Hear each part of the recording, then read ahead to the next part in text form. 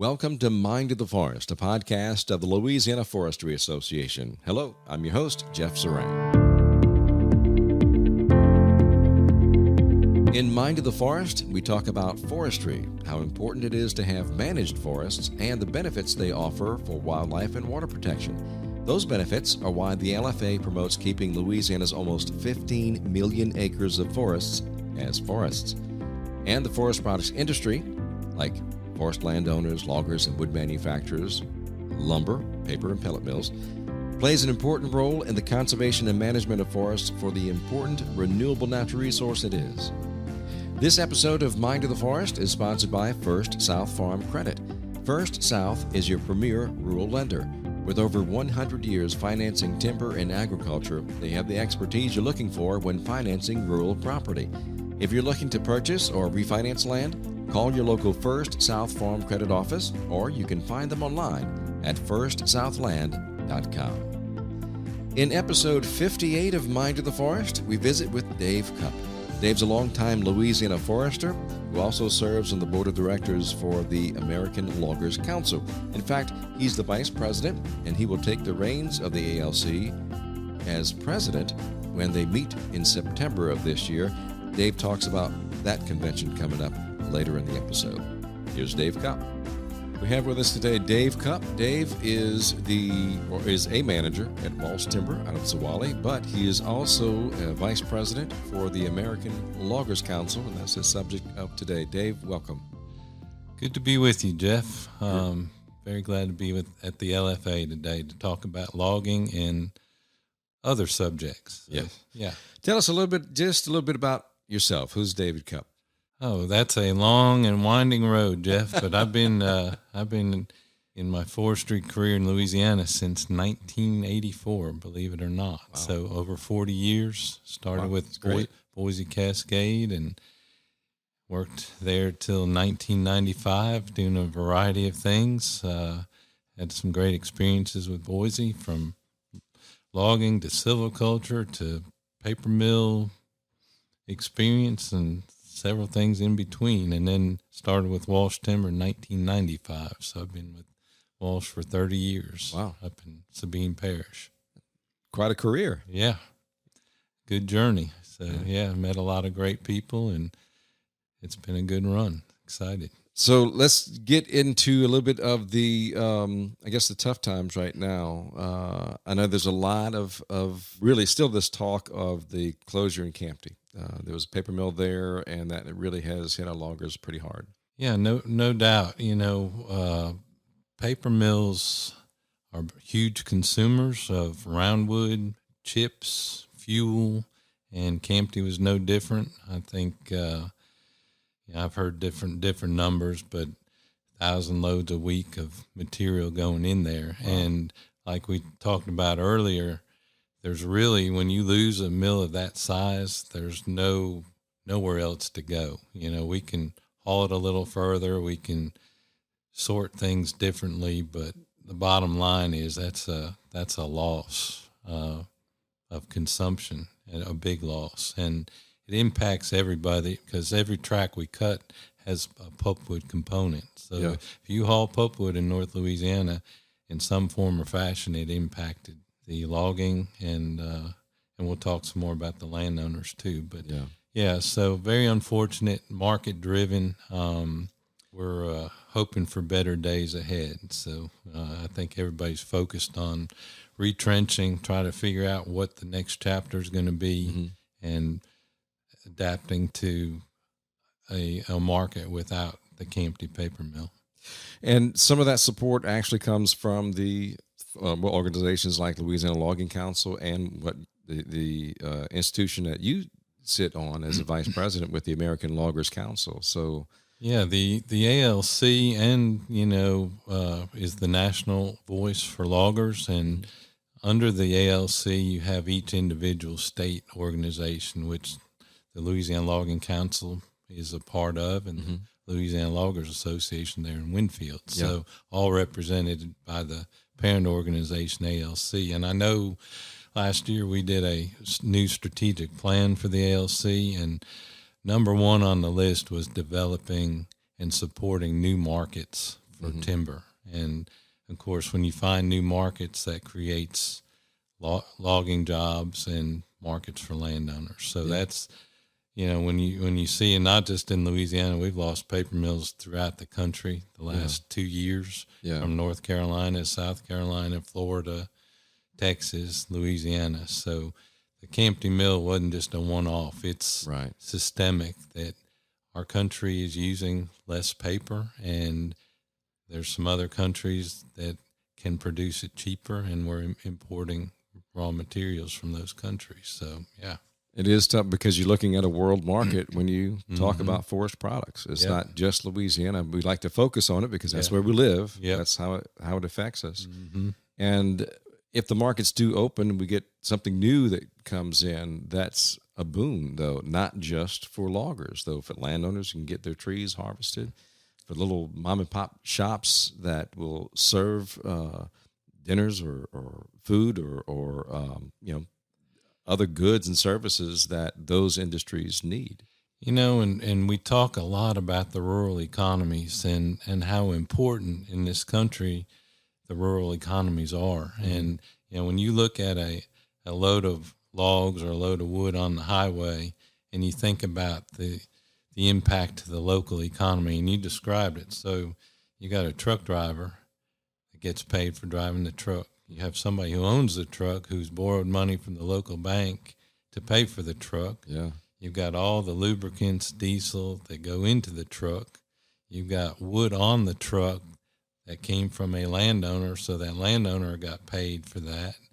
And then you've got the mill, the throughput, the value added in the mill that gets spread through the local economy. So you can basically say that money will turn over 7 times that one load of logs or wood. And the number we used to use, I don't know if it's still true today, about $1,800 for every load turning over in the economy.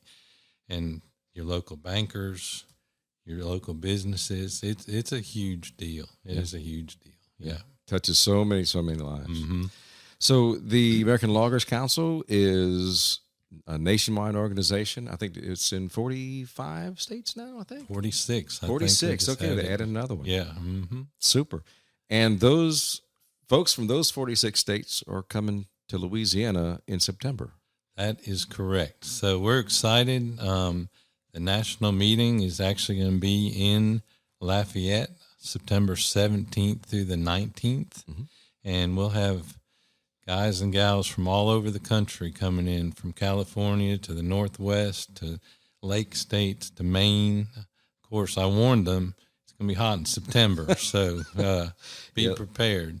But we've got quite a program lined up for them. So on Wednesday night there'll be a welcome. We'll have some Cajun Zydeco music, and it'll be like a homecoming because lots of these guys you see once a year, and it's like family. So they'll come in, and we'll have probably 150, 200 loggers there, and the best of the best. And then on Thursday, we'll host a logging tour. We'll start out on a low ground pressure job in Southwest Louisiana, touring that job, and then we'll move on and tour the Royal Martin OSB plant at Pawnee, and then that afternoon we'll have a stop. Lisa Lewis and the Forest Service will be hosting a stop on the Kisatchie National Forest to talk about what they're doing, and of course, nationwide, the U.S. Forest Service is a huge provider of stumpage for the loggers. A lot of these guys,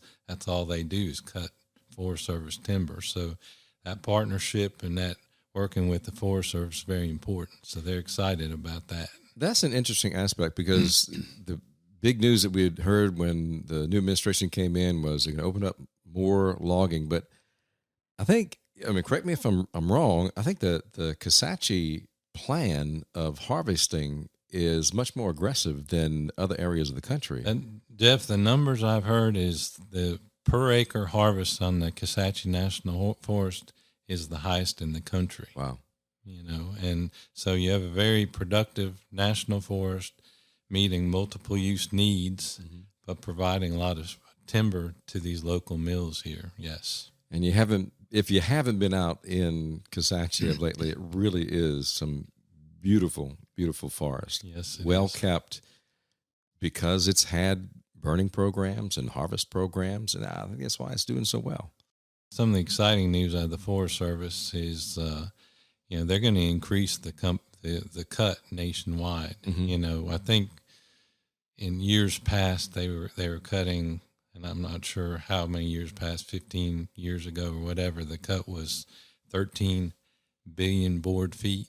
Wow. The last few years it's been 3.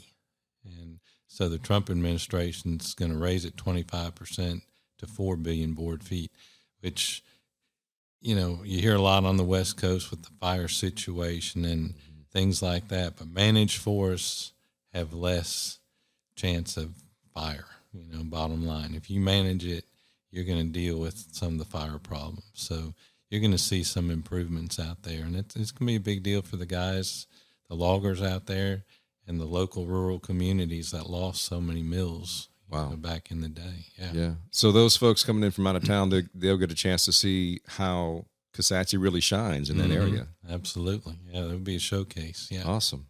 Yeah. So what else y'all have coming up in September? So that Thursday night, which this is a big deal. The loggers have the Children's Miracle Network auction. So that's our Log a Load for Kids program. Yeah. The ALC's partnered with the Children's Miracle Network, and last year at this auction we raised $150,000. And wow. The beauty of it, Jeff, is it stays in the state where we have our meetings. So whatever money we raise that night will be going to the local Children's Miracle Network hospitals in our state. So awesome. Yeah, it'll be an exciting night. It's a lot of fun. Yeah. A lot of people like to showcase and bid, and it's a good time and for a great benefit. Yeah, it is. The loggers here in Louisiana have long had such an affection for the Children's Miracle Network. It really has been amazing. They've been able to raise thousands of dollars over the years. It's been wonderful. Yeah, and it touches so many people. And just as an aside, when we first started, and this is many years ago, when the loggers started in with CMN, and they used to have the telethon here, KLB had the telethon, and with St. Francis Cabrini. I had one of my daughters was born in the neonatal intensive care unit there at Cabrini, and she was actually a miracle child. Wow. She was born with a severe heart defect, had to have open heart surgery, and she went through the whole process. Wow, and incredible. So she was part of that telethon when she was little. She doesn't remember, but she was on it. So it has personal meaning to us and our family and the impact. So many people like you have had such a positive impact from the Children's Miracle Network. Absolutely. Yep. And, you're proud that the loggers have adopted this, and it means not just with me, but it goes through the whole system, because loggers are very benevolent people, and they care about their communities. Yes. Yeah, they sure do. And we see it day in and day out. In this meeting, too, this is where you make your transition. Okay, you're vice president of ALC right now, so you will transition to president of ALC. Yeah, if everything goes like we planned, but you never know, right, Jeff? That's true. Yeah, that's true. Yeah, we'll pass the gavel on Friday night, and Mike Albrecht's the current president, and Mike's done an outstanding job, during these turbulent times leading the ALC, and actually he and Scott Dane growing the ALC. So we have a good base to work off of, and bright future, and a lot of opportunities.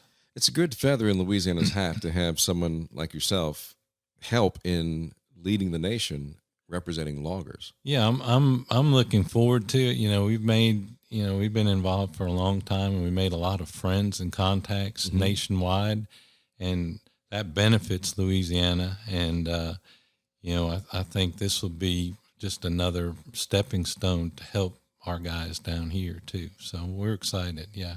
Let's talk a little bit about the road to recovery. That is sort of a subject line that the ALC is working on, because, we just talked about how Louisiana is impacted. Of course, you touched on, too, that it's not just Louisiana. Paper mills across the country have closed, and landowners, loggers, and and communities have been affected all over the nation by some of the things that are happening in the market. So what's up with ALC on that front? Yeah, there's several things. The ALC, if you go on the website, they have the documentation, the road to recovery, and some of the biggest talking points. We talked about the National Forest and managing. It's called Fix Our Forest Act.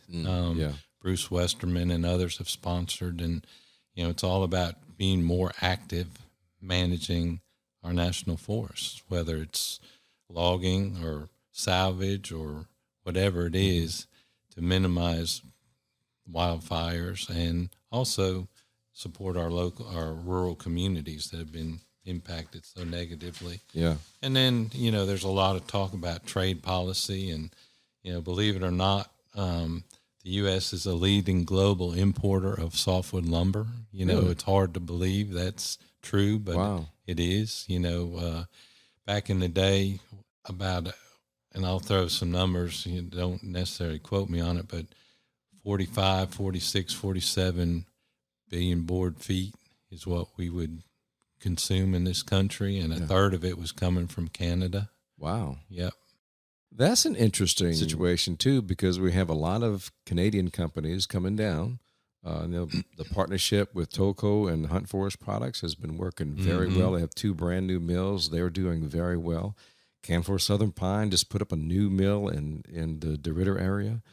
Teal Jones, they've had a little rocky start, but looks like they're in line to do well. So, all those folks have Canadian influence coming down to the South, and it's not just Louisiana there too. Yeah. I mean, you look at the companies that are from Canada, West Fraser, Canfor, Interfor.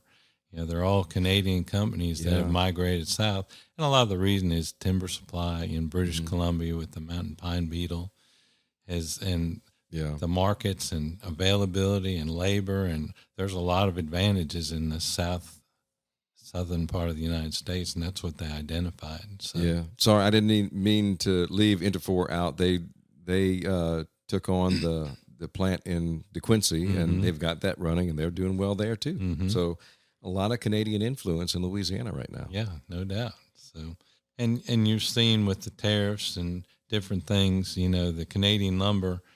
A lot of people, when you really get into it, there's spruce pine fir, SPF, and then there's southern yellow pine. And unfortunately, there's not a direct replacement one for the other. There's always going to be demand for SPF, and that comes from the West Coast, Canada, and Europe.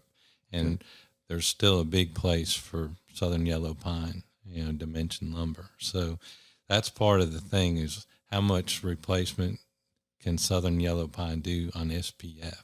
Oh, okay. So we'll see.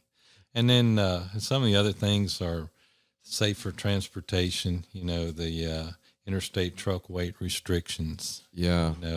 That's a big item for us, because there's no doubt if we can get on the interstate with the state limits, it's much safer rather than directing our log trucks through urban areas or tight areas to get into mills. And that's part of some legislation we're trying to get pushed through. That seems just so commonsensical to do. I mean, how narrow the roads could be going through these little towns, but that's where the trucks have to go because they're restricted from going on the interstate. Yep. So I hope that makes some good headway this year. It's all common sense, right? Yeah. So, and then another big item in the EPA is the RFS, the Renewable Fuel Standard, and the definition of biomass being carbon neutral. That's an ongoing discussion, because if we can get that definition changed, it will open up more domestic opportunities to burn fuel, bark or whatever. So, right. So, then there's always workforce development projects, training young people to get into agriculture, get into logging. What's the pathway to get into that field? So that's that's a curious thing too, because many of the loggers that I interview for the Louisiana Logger magazine, there's a lot of older folks on those crews, and there's a lot of older folks driving those trucks too. Mm-hmm. At some point, you got to get a younger crowd in there. Mm-hmm. And then, of course, you just saw the tax situation, but taxing creates incentives for new mills or not. So having a good tax plan will help our industry grow. Yeah. And then a lot of things too with disaster assistance, like when we have these wildfires out west, how can we speed up the NEPA process where we can get that wood to market instead of it just sits forever and never is used? Or when we see a hurricane on the Kisatchee, how can we speed up the salvage process out there and use that wood? Yeah, I was about to say the fires out west, but the hurricanes over in the southeast certainly have a big impact as well. And, you saw the floods with Helene and things like that all through the national forest land and private land too. So streamlining, making government more efficient, all those things. And Scott and Scott Dane has done a fabulous job in Washington. We've partnered with the American Biomass Power Association. That's opened a lot of doors for ALC, and Scott's at the table a lot up there, and Mike too. So, well, that's good. I mean, those partnerships really are beneficial across not just our industry, but other industries as well. And when we can find those partnerships, it just seems that makes sense too. Yeah, Jeff, there's no doubt. There's so many organizations out there, and collaborating with other people with common, you aren't going to agree on everything, right? But the things you agree on, if you can work with other people with like-minded, you're way more effective than just trying to go it by yourself. Gives a bigger voice. It certainly does. Does. So that's good. So anyway, we're excited to have ALC coming to town, and invite all our local loggers to come down and meet some people and share ideas. And the networking opportunity is fantastic because these guys are all in business, and there's all kinds of good ideas you can pick up by visiting with other folks too. So if there's a logger out there listening and they want to find out more about the ALC conference coming up in Lafayette in September, what would they do? They would go to the ALC website online, American Logging Council website, and www.americanloggerscouncil.com/events. Okay. They can do that, and they can come on and join everybody in Lafayette. Yep. Be fantastic. The food is going to be good too, I hear. Yeah, I think so. We hope so. Yeah. Dave Cupp, he is the manager at Walsh Timber in Zeringue. He's also vice president of the American Loggers Council. Fingers crossed, will be president maybe by the end of the conference in September. Dave, thanks so much for joining us. Yeah, Jeff, very good to talk with you. And, I know we've got some headwinds to deal with, but everybody's out there looking for new markets, and people know the fiber's available in this state. There's a lot of people looking around.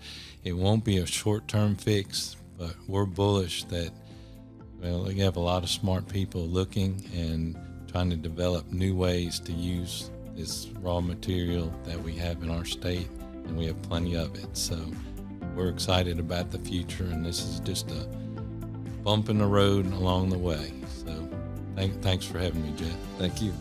Thank you for listening to Mind of the Forest. This episode was sponsored by First South Farm Credit.